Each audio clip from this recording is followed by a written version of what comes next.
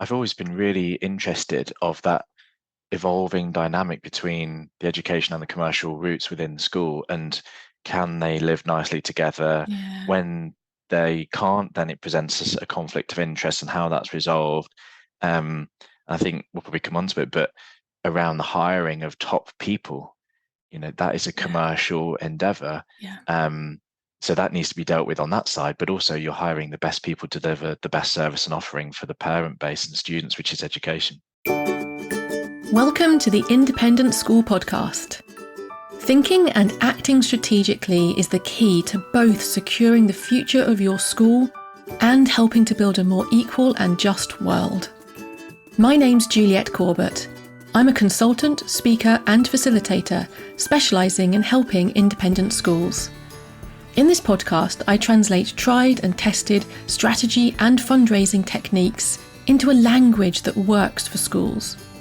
So if you're a senior leader in a private school and you want your daily work to feel less exhausting and more strategic, and if you want once more to feel the joy of making the world a better place through education, then you're in the right place. Welcome, and let's get started on this week's episode. Hello and welcome to this week's episode, where I'm really excited to be joined by Steve Spriggs, the CEO and Managing Director of William Clarence Education Group. And in our conversation, which I'm sharing with you today, Steve and I dive into the idea of your school's digital footprint. So this is everything that is out there about your school in the digital arena, on social media, on websites, the kind of word of mouth that happens digitally these days. What is it that your school is putting out there proactively, which is going to make it really compelling, authentic, and impossible to ignore in a competitive market? And we dive into the fact that the competition occurs both for staff and for students, and equally that there is an important kind of role to play within recruitment, but also retention of those key people as well. So Steve and I talk about different ways that you can make the most of a really limited marketing budget, ways that you can, as a small team, really make the most of that digital footprint. So just before we dive into this conversation, I want to give you a little bit of background into Steve and his viewpoint on the sector. So as I said, he's CEO and Managing Director of William Clarence Education Group, which has three core areas. There's William Clarence Education, which is a consultancy for parents looking for schools for their children. There's schoolmanagementplus.com, which is a digital content platform for leaders within the fee-paying education sector worldwide. And also Campus 24, which is the first personalised school admissions and recruitment software platform. Steve's background actually isn't within education, his background's within finance, but he's been working within the education sector for over 10 years. He's passionate about the growing potential for schools to take a more digital-first approach to strengthening both their brand and their reach in an increasingly competitive staff and student market. This is where the trailer goes. So let's dive into my conversation with Steve Spriggs. I just want to pause for a moment to say thank you to you. The Independent School Podcast has now passed its second birthday, published more than 100 episodes, and has had over 6,000 listens. As the founder and host of this podcast, I've been really humbled by the number of people who have told me that it's really helped them. From school heads who've rushed up to me at conferences and told me how it's been a real guide for them through tricky times, through to experienced directors of development who have said it reassures them that they're on the right track. So thank you for listening and for all your kind comments along the way.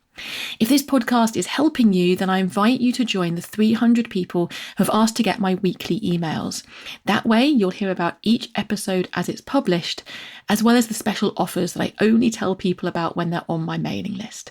So to get my weekly emails, you can go to www.consultjuliet.co.uk/sign up.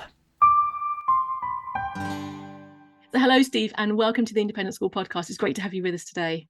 Thanks very much for having me, Julia. I'm looking forward to it. Yeah, me too. So it's wonderful, I think, when we have someone on the podcast who actually hasn't had their whole career in education, has come in from the commercial sector, the finance sector, and has a different viewpoint on the independent education sector. So I wondered if you could share with us, to start off, what it was like coming in from those other sectors, either Mm. first into the independent school sector, and what kind of viewpoint you have on the sector, that slant on the sector, which is slightly different from everyone else around you. Is that Yeah, something you've reflected on? of course. Yeah, I mean, as you said, I'm not from education as a profession, although it feels like I have been in there so long that I am. But actually, in a previous life, I was from a finance background. Um, so around 10 years ago, I worked in finance, that then got made redundant. And at that point, education was still, as a profession, not on radar. Um, and a very long story short, over the next 10 years, I fell into some tutoring. My background was maths and economics. Did some tutoring, and that, as a turning point and a sliding doors moment in life, really changed the course of the next 10 years for me. Um, I got parachuted into education at that point, working with parents fundamentally. I was tutoring maths and economics, and then recruited more tutors. And that's what started the original business purely by accident, really, which is William Clarence Education, and that is an advisory business for parents. So that gave me my first insight into independent schools. I went to an independent school myself, but a long, long time ago as a student, and I didn't really understand the concepts behind a lot of the structures. So then that's when my learning started from the other side of the fence. And I think fast forward 10 years, having worked with hundreds of schools, hundreds of parents, and people within the schools, um, I think I can probably see the commercial elements a little bit more from outside of education, how they're gradually transferring to within education, and the leaders within the schools are desperately getting more commercial, but still not taking their eye off the main goal of providing the best education. I think that's what's so unique about the sector and what I enjoy working with. Yeah, I think you're right. And it's interesting, isn't it, that I always find that I kind of sit in on that um, kind of tectonic plate between the education sector and the commercial Yeah. sector. So for running my own business, I'm kind of doing lots of reading around, new thought around marketing or strategy and things like that. But actually, that always informs actually the information and the advice that I'm giving to schools as well. And it's about Mm. translating it almost And I across think that that, boundary into yeah, that language. shift That yeah, has changed, hasn't it, over the past 10 years as well? Because I think now it's much more accepted that fees are going up for parents, and commercial entities, they're big budget institutions, that they need to be ran as such. So I think you're right that that perception away from education is saying, yeah, they need to be ran a little bit more like that. mm, And that's the trend that we're going to continue seeing, I think. I think you're right. And I think what you mentioned just there about not taking your eye off the ball is the main goal of education. That's what keeps people feeling comfortable, I think, with Mm, the idea of yes. big kind of independent schools. These are businesses that need to be run as such, and parents would expect such kind of efficiencies, governance. Everything needs to be really quite professionalized now, but at the Mm, same time there is that core mission, which is not about profit. The core mission is about the yeah. education, and I think as long as everybody understands that and believes actually that perhaps a new head coming into a school that wants to Mm, professionalize certain elements, as long as there's a belief that they have a passion for education and they're doing this for the right reasons, the right yeah. end goals, there's an acceptance of that change, generally speaking, although it can take time. It's when you lose that trust that Mm, the leader or the chair of governors, whoever it is that's sort of trying to push the school in a more commercial direction, mm. if they don't trust that that's for the right core educational reasons, that's when things can get a little bit sticky, get a little bit Yeah, tough. absolutely. I've always been really interested of that evolving dynamic between the education and the commercial routes within the school, and can they live nicely together? Yeah. When they can't, then it presents us a conflict of interest, and how that's resolved. I think we'll probably come on to it, but around the hiring of top people, that is a Yeah. commercial endeavor. Yeah. So that needs to be dealt with on that side, but also you're hiring the best people to deliver the best service and offering for the parent base and the students, which is education. Yeah. Exactly. And I think generally speaking that the idea that the commercial side always has to serve the education side, but at the same time, sometimes that does involve tough decisions. And that doesn't mean that it's always subservient to the education side of the business. I think that's the tricky kind of balance that yes, you a need to compromise along the find. way. Exactly. So, I mean, one of the statements that we hear so often, it's very rarely disputed that I've ever heard, is the idea that the independent schools sector, both the international and the UK sector, is increasingly competitive. We've got an increasingly competitive market for both students, but also for staff as well. Yeah.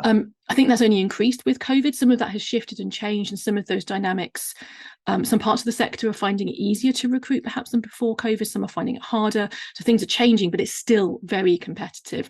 One of the things I've heard you talk about is the importance of a digital first approach to kind of school branding and expanding a school's reach. Can you tell us a bit more about what you mean by digital first and how that helps in a competitive market? Yeah, so I think that dynamic of schools becoming more competitive on both sides of that coin, so for students and staff, if we kind of cover that first, the student recruitment element over the past, well, it's been exacerbated in the past 2 years, but over the past 3 or 4 years, with fee increases, maybe target markets and traditional target markets have changed slightly for some schools. So when you would generally target your local area for the domestic family, maybe they aren't in your market anymore and you're going abroad. So your dynamic is shifting a little bit and it's becoming more competitive for the right family. And then on the staff side, it's well publicized with people leaving the profession or they're going overseas. It's only leading to a smaller talent pool, which then is obviously becoming much more competitive to attract those people against your competitors. Going for a more digital first approach, and I kind of use this as in the same cachet as digital footprint. And by that, I mean, I feel that school marketing and admissions and recruitment, school branding has come so far over the past 2 years since COVID. But in some ways, it's been very concentrated on maybe your website or some social.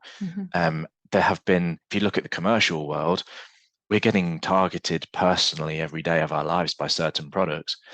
But actually, a school website at the moment looks really lovely and corporate, very expensive, but it's catering for everyone. It's catering for the masses. And I think that's a very, brief example. That family in Brazil, for instance, or in Scotland, who's looking for your school, they are probably engaging with your brand and your digital footprint before you even know their name. So through other channels, and it's really important to really kind of stress test your digital footprint right now, going post-COVID into the next 5 years, and how your brand is standing up on various different medium and streams across the internet and digital access. Yeah. I completely agree 100%. And I think that one of those lessons that we can take from the commercial world is that, generally speaking, having a niche and knowing what your niche is, having a target audience, target type of family, enables you to speak to that family in a way which is very, very specific, but you won't know who they are. They will find you because the messaging that you're putting out there is going to resonate with them. And I think as well, the other interesting thing is when you say digital first, it reminds me of the phrase that I think is still going around the commercial world, which is mobile first. The idea that, this has been going on for a long time, but the idea that you design your mobile website first, and then you probably will have a desktop version, but that's the secondary concern. I think that shift, although you may not be doing that yet for school websites, because I do still see a lot of desktop use for browsing in our sector, but I do think that the idea of digital first means that actually digital is no longer an add-on. Like, we've got all of the other things happening. How do we push this out to social? It's actually right. We need to put our social and our website and our mobile kind of presence front and center. And then what do we need to do to generate the type of news stories or the type of flow of information through the school that can enable us to populate those areas, to give a really honest and exciting, vibrant view into the school, kind of through that school. Also giving a really real view into what that school is as well. Your website and all of your digital content is the shop window that's always on. And people make shortlisting and online long listing decisions with your brand in mind before they even come to see you. So it's too late until they get to you to give them a print prospectus. It's out of date. So that's evolving. I mean, some schools I've spoken to that, I mean, obviously that's a huge spectrum of, some schools are getting with the program a little bit quicker and they're forward thinking, and then others are knowing that, video and digital is the way forward, and they're getting started, which is great. But maybe they're still investing in a back of a bus campaign that's going around a local area. That's a very inefficient, expensive way of getting your brand out there. And I think parents are becoming more discerning. They have, evolved in other areas of their life of how brands interact with them. And they're expecting that level of engagement with a school, because that's another buying decision. And they're becoming a little bit less forgiving that the school's a separate portion of their life. Well, actually, no, it's a very expensive service that they're buying, and they really expect that best. Absolutely. And that sense of authenticity, as you mentioned as well, the sense that it's the real view of the school. I think if things are too glossy, there's a suspicion that goes with that, which may or may not be, earned by any particular school, but because we have become more kind of suspicious, I think, of brands that are too glossy out there. And so a lot of the commercial social media kind of new direction that people take is much more around authentic kind of stories being told by customers themselves. A lot of it's kind of very low kind of quality video. It doesn't really matter what it looks like, so long as it's something authentic from your school. And actually the very expensive video reel that goes on your website, maybe you do need it, but actually I wouldn't put a lot of time and attention into that necessarily, compared to getting a really good flow of some really authentic video coming through, with all of the confidentiality and anonymity requirements met with the use of images of the pupils and so on. But getting that out there is going to have so much more impact. Definitely. And I've always thought that actually it doesn't need to be the blockbuster show reel for a school, because it's counterintuitive that personal over perfect is what people are buying. It's an emotional 100%. decision. And I think that goes into showing what school life, the modern parent who's looking at that education for their child, is not necessarily interested in the traditional USPs of a school. So Lord Jimmy XYZ from 1900 who did XY, that type of stuff is nice context, but it isn't your daughter's classroom, your daughter's hockey team, that field trip, and making the experience really unique for that family. Because it's a big decision, and they're probably looking at 4 or 5 other schools. Exactly. Moving on from recruitment, one of the things that I feel is often neglected is the idea of retention, actually, for both staff and students. And we know that it's always cheaper to retain good staff and students than it is to recruit new ones constantly. Are you seeing any trends with regards to schools focusing on retention a bit more? Definitely at key points. So those key points where there may be decisions being made by parents. So school into sixth form, for instance, is a classic. There are options around for sixth form. So you may have started school at 8 and you're maybe going to be leaving at 16, but there's a sales opportunity there, and a branding and a marketing. You're always retaining, because it's easier to retain into the sixth form rather than going to recruit more. I think the retention point on the staff side is really important, because if you look at the school collateral, the school branding, it's very parent focused. There's a lot of content and story and branding and themes for attracting parents, not so much for the best staff. So when they're with you, you've got to be really aware of who the competition are. Are they looking around? How do we keep their work experience as good as they originally wanted it? So they're staying with you.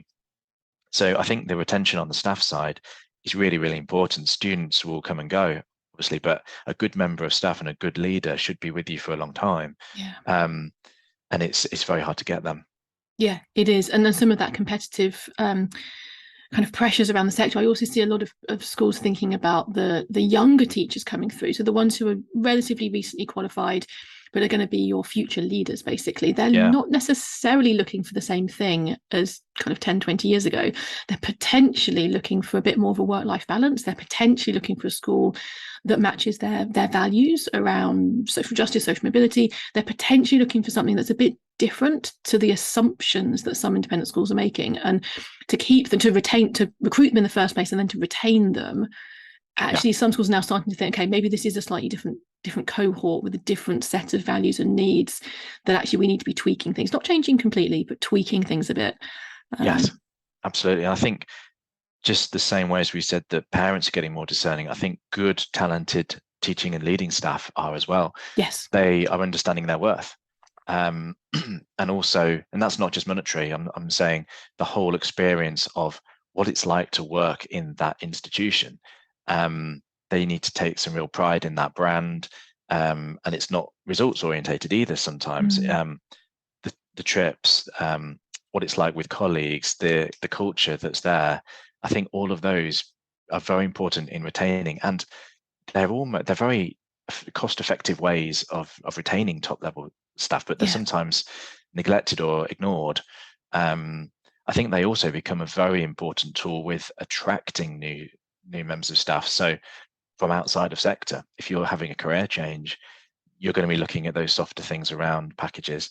And also, if you've had your time up in Hong Kong and you're coming back as a leader and you want to get back to the UK sector, excuse me, those are all pieces to the puzzle. Yeah, absolutely. You mentioned before about kind of leadership, top level leadership staff recruitment, and that they should be with us for a long time as well. And I think there is this sense, isn't there, that even though to some extent a really good leader does need to move from school to school a little bit during their career, actually bringing someone in at the point where they can make a really transformational leap into that next level up of leadership, and having a good recruitment process, and then the mentoring that's needed in that first couple of years of either kind of up into deputy level or up into headship.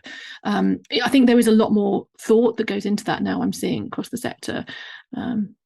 Yeah, there is. And I don't really know what that shelf life or that tenure should be for. I think it depends on the school and the individual, but that high impact arrival of a new leader from within the school or external, their primary responsibility are the two lifebloods of the school, isn't it? So the student recruitment and retention, and also the staff. So putting in good process around making sure that you're appealing to both, and that is no easy feat. They're the two main goals outside of the usual, academic provision. And I think when they are done, then the eyes and sight can be put onto other challenges throughout the school and the next generation and the legacy that person can put in place. I think that's the trait of a really good leader within these schools. Yeah, absolutely. And I think that when you get into those leadership positions, there is a length of tenure which is optimal, which is often not reached. Often, you see heads moving on quite quickly. And I think that actually, assuming it's the right fit, and it doesn't always work out, but assuming it's the right fit, actually, there are a few years that you need just to settle in and to identify and start making the changes that need to happen. And then it can take a number of years. Like, change management is one of the lengthiest processes. And certainly within the academic research, we see that turnover of senior staff before those change management processes have been fully embedded can lead to a kind of a continual churn of vision. And if that vision is churning with leadership all the time, it makes it very hard to really know what you're supposed to be doing as a member of staff to deliver the long-term goals of that school. So there is something about the tenure of that leadership which is really important, I think, to optimize that. It's also the time is the luxury that's a lot of schools don't have in abundance, because there's a lot of accountability to boards of governors, investor bases possibly, parent bases. So the perfect scenario is that there's a couple of years of bedding in and then identifying problems, but it's a very stressful position to be joining a new school, a huge parent base and staff base who are looking to you for the new vision, and you really don't know the school yet. You've only just accepted the role.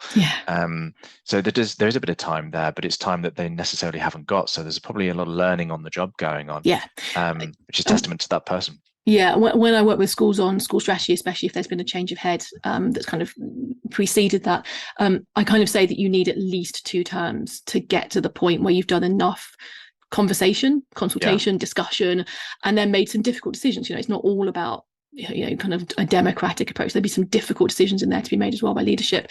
If you've really got your skates on and you don't get distracted by other big significant issues around you, you can do it in 2 terms. Normally, I find actually I'm working with a school for 1 academic year because there are other things that crop up that delay decisions, etc., along the way. But then the hard work actually starts in year 2, because then you've got a sense of, okay, this is where we're going and these are the things that need to change. Then it's about people, and at that point it's leading people through change, which it has to be led in an inspirational way. You have to reassure people that are feeling uncomfortable about the pace of that change, and indeed possibly letting go of a few people, or making it clear that a few people can move on if they're not comfortable with that direction, because that is the direction that's being taken. So I think that can all happen, kind of in year 2. But then by that point, if you're already thinking about, okay, we've got a 3-year strategy, we need to start planning the strategy again, it's this kind of churn of vision that doesn't have long enough to embed itself. I can imagine it being a very potentially lonely job as well, because if you're making big change and it's not popular, there's no place to hide. There's a lot of accountability there, that if it doesn't go to plan immediately, it's your decision. And that's where the relationship between both the head and the chair of governors, I think, is critically important, as having a critical friend relationship that you can be honest with, but you can also have a good kind of challenging discussion with. And also that's where, when I work with heads on strategy implementation rather than development, it's kind of the monthly check-in session video call of how's it going, and often it's not the things that you expect that are the problems. It's people related leadership challenges that come up in those conversations. Absolutely. So one of the things I'd love to talk a little bit about, some of the shifts and changes that we've seen due to COVID, and I think we're hopefully settling into a sort of a, maybe not post-COVID, but post-major disruption period at the moment. There are trends around geographic diversification of pupil recruitment, trends around the kind of the use of digital online tours combined with in-person tours. What are the big picture trends that you're seeing that have shifted and changed, that are here to stay because of COVID? There's quite a few. I mean, probably too many to go into, but I think schools did initially a very good job of quickly pivoting with little budget to online engagement. So as a broad term, that online engagement of Zoom conversations, and they kept the doors open as best they could during that period of high stress of kind of May 2020 onwards for a year. But I think, having seen the results of doing that, those big top level headline changes, we're no longer going to be insisting on a parent traveling 3,000 miles for a half a day open day at a research phase. No way. That is being replaced with digital long listing. It's what I kind of refer to it as, where a parent is looking to go to a certain region and they're going to be doing all of their research online. It takes us back to what your digital footprint is telling them about you at that point. Is it a PDF page turner, and that's the lot? Because that really doesn't tell them anything personally about the school. Then you've got into the drone footage and the 360 images, which are a nice piece of asset for a website. Again, they do look very similar. So one of the great characteristics of UK schools are they look fantastic. But if you line 4 of them up next to each other, they all look great, and you kind of know further on. So I think there's they're going to stay. There's no way they're going to leave.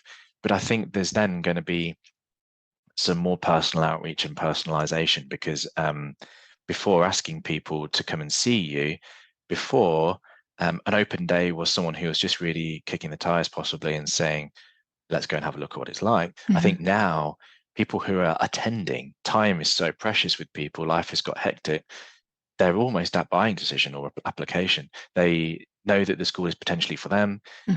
So we need to gather more data. We need to understand what that parent is looking for, what the child is into and not, just for our own benefit, to make sure that they're the right fit for us as well, rather than the other way around. So I think those trends are definitely here to stay.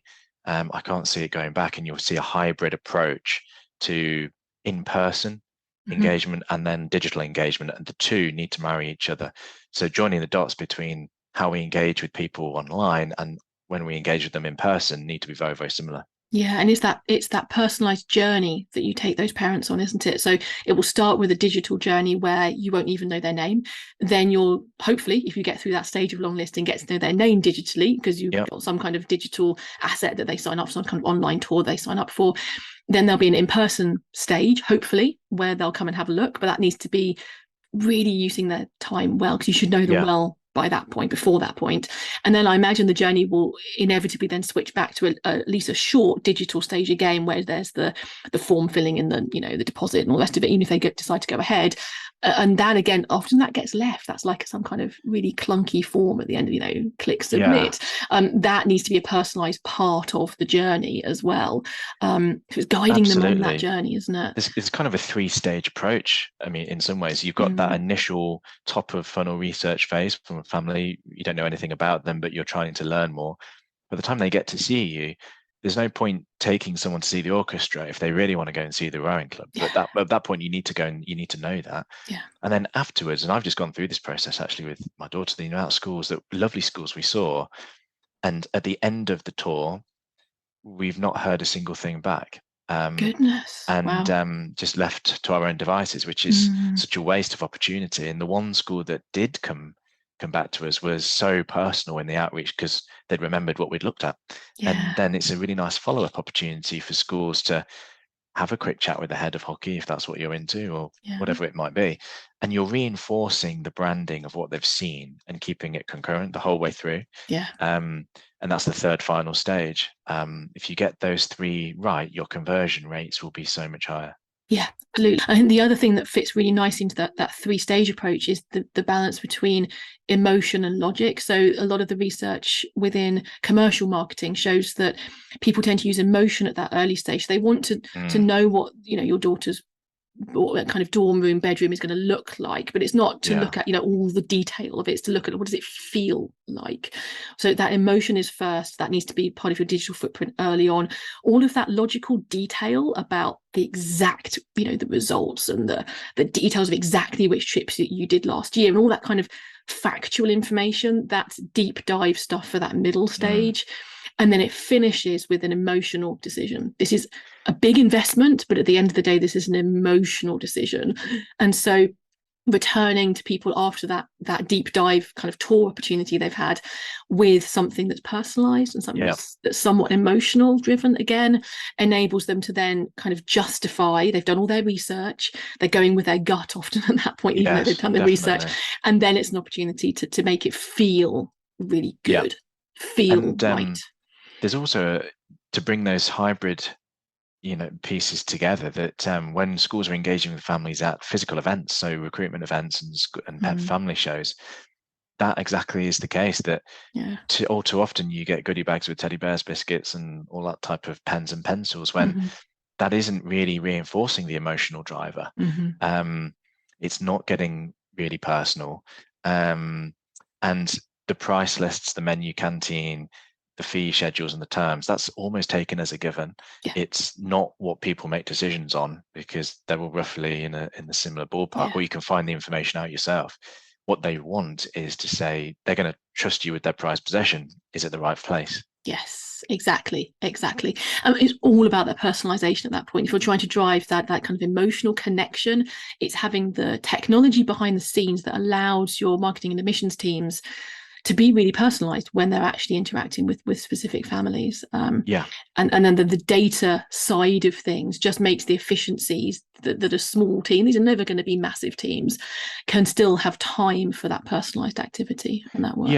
It's super essential. And I think the next generation of our Campus 24 platform allows schools to personalize and create and share their own personalized collateral and communications to staff and for students. And the next generation of the decision makers within marketing and admissions and HR will only look to be personal with their candidates and their families because each one is marginally very valuable to the school. So why would you do a blanket coverage when you could effortlessly go down the personal route?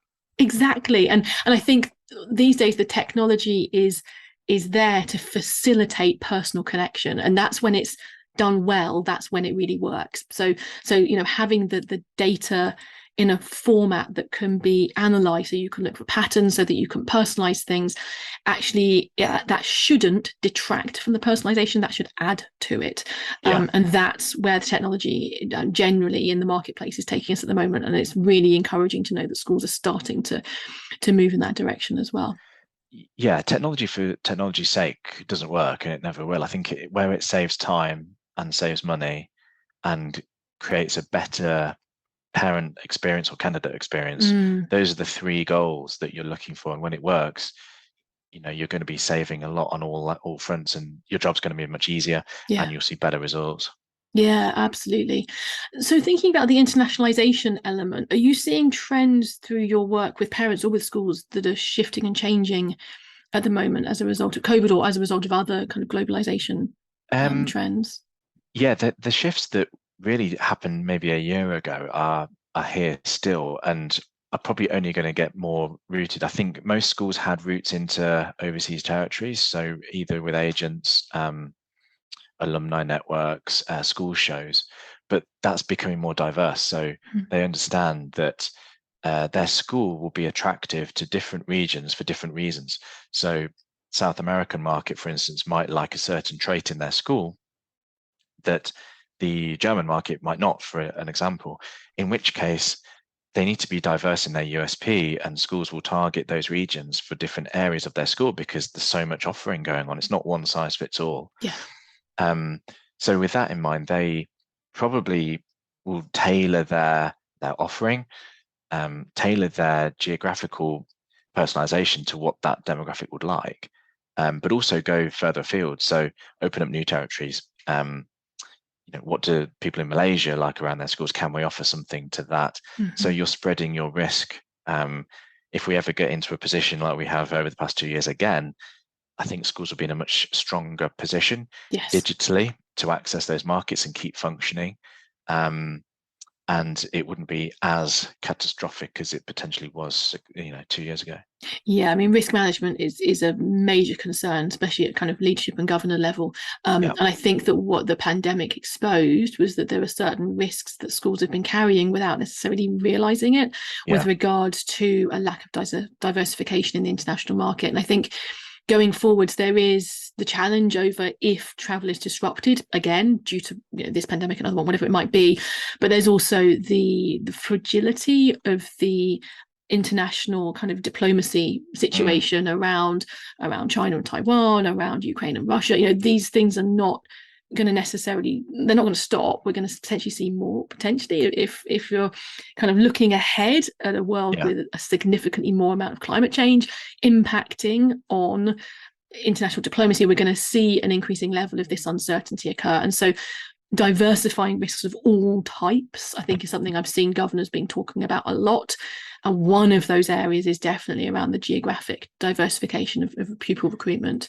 There's also that headwind across the whole sector of the rise of international schools. So that provision is getting better, and it's well branded, and it's on people's doorsteps. So the UK schools are still then going to be competing against those new entities that are all brand new, and they're in location, when traditionally, if they weren't there, then you'd have a bigger pond of people coming into the UK wanting the original brand. Yes, exactly. Absolutely. And I think all of these trends had been seeded prior to COVID, but just as we've seen with many other things, COVID has sped a lot of this up. Rather than actually initiating new change, it's just speeding up what we've already been seeing. It's been really fascinating to talk to you today, Steve. I would love to finish with a question about myths about the fee-paying sector, so the independent school sector, the international school sector, any kind of part of the sector which is fee-paying. We often see people have these myths around our sector. Do you have any particular myths you'd like to debunk? If you could wave a magic wand, which myth would you make disappear? There's quite a few, really. I think the one that probably bugs me the most is a common thread, actually, through mainstream press, that the fee-paying sector, or private schools, as it's kind of obviously labelled, it's all around fees, and everyone is playing cello, and it's on the school lawns, and everyone has a lot of money. When actually the reality, I've worked with thousands of parents now, and the parents are making sacrifice on a lot of the occasion. And not everyone is like that. And there is a huge variety of parent base, of student base, and actually staff base. It's a massive, diverse sector. And I think unless you've worked in there, it's really hard to judge all. Yeah. That's a common myth that I think every time I read stuff like that, it makes me cringe, because it's really populist and the headline runs, but it isn't necessarily true. Yeah, We see a exactly. very different side of very hardworking people on both sides of the fence, staff and for students, just making choices. And I don't think there's anything wrong with that. Yeah, I completely agree. And also, I think to add to that, from my point of view, it's not just the fact that it's a misrepresentation of what happens now. There's also a fact that where there can be improvements in increasing diversity within the sector, there are so many passionate people in the sector who really want this to happen in terms of improving social mobility, improving diversity within the sector. And this is a really kind of solidly held value that people hold in education, and to completely ignore that in the press really frustrates me as well. Yeah, I'm with you on that one. Thank you so much, Steve. It's been really interesting. We've covered so much. We've talked about kind of from a marketing and admissions point of view, making the most of often a tight budget, small team, around retention, digital long listing, digital footprint, really important kind of topics to cover. Thinking about strategy development and leading change in the timescales and the pressures that senior leadership are under. And then at the end, they're thinking about international diversification, all really important topics. So thank you so much for your time today, Steve. No, thank you very much for having me. I really enjoyed it. Thanks for listening to the Independent School Podcast, the podcast that helps senior leaders in private schools to think and act more strategically, both because they want to secure the future of their school and because they want to help build a more equal and just world. You can listen in everywhere that podcasts are available. And if you want to catch up on previous episodes or follow any of the links that I've mentioned today, just head over to www.consultjuliet.co.uk/podcast.